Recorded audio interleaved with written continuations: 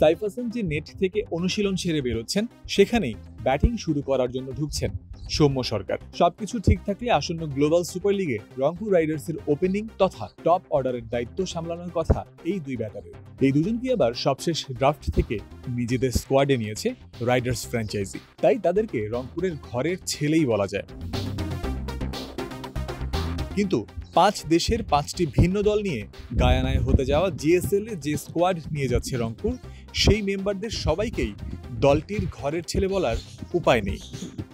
আগামী 26 নভেম্বর থেকে শুরু হতে যাওয়া এই টুর্নামেন্টে দলটির হয়ে সবশেষ ড্রাফট থেকে নেয়া 5 জন ক্রিকেটার খেলতে যাবেন। এই 5 জন হলেন ডিরেক্ট সাইনিংয়ে দলে ঢোকা মোহাম্মদ সাইফুদ্দিন, শেখ মেহেদী হাসান, কামরুল ইসলাম রাব্বি, সৌম্য ও সাইফ হাসান। নিশ্চিন্তে খান স্বাস্থ্যকর অল টাইম পান, all time healthy life. Nurul Hasan Sohan আগে থেকেই এখানে খেলেন দলটার অধিনায়কও তিনি। এই 6 জনের বাইরে বাকি যে 3 জন বাংলাদেশি গ্লোবাল সুপার লিগে খেলবেন, তারা আবার 2025 বিপিএল এ খেলবেন 3টি ভিন্ন দলের হয়ে। রিশাদ হোসেন, আফিফ হোসেন এবং আরাফাত সানিরাও এই দলেরই সদস্য। সামনে বিপিএল এ ফরচুন বরিশালের হয়ে খেলবেন রিশাদ, আফিফ খেলবেন খুলনা টাইগার্সে, আর আরাফাত সানির ঠিকানা সিলেট স্ট্রাইকার্সে। সবে মিলে 4 ফ্র্যাঞ্চাইজির মিশেলে যে স্কোয়াড নিয়ে যাচ্ছে রংপুর রাইডার্স, তা তো দিন শেষে বাংলাদেশকেই রিপ্রেজেন্ট করে।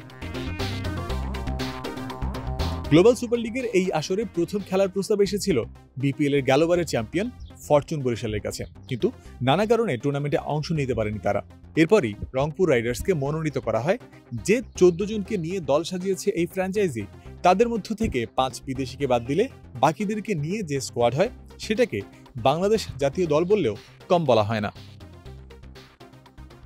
আসন্ন বিপিএল এর জন্য স্কোয়াডে যে কজন বিদেশি ক্রিকেটার নিয়েছে রংপুর, তাদের কাউকেই অবশ্য জিএসএল এ পাবে না তারা, যে কারণে এই টুর্নামেন্টের জন্য তারা চুক্তি করেছে 3 দেশের 5 জন ক্রিকেটারের সাথে। ওয়েস্ট ইন্ডিজের অলরাউন্ডার ম্যাথু ফোর্ড যোগ দেবেন দলটিতে। ইংলিশ ক্রিকেটার আছেন 2 জন, top order batter when Madsen এবং পেসার জ্যাক চ্যাপেল।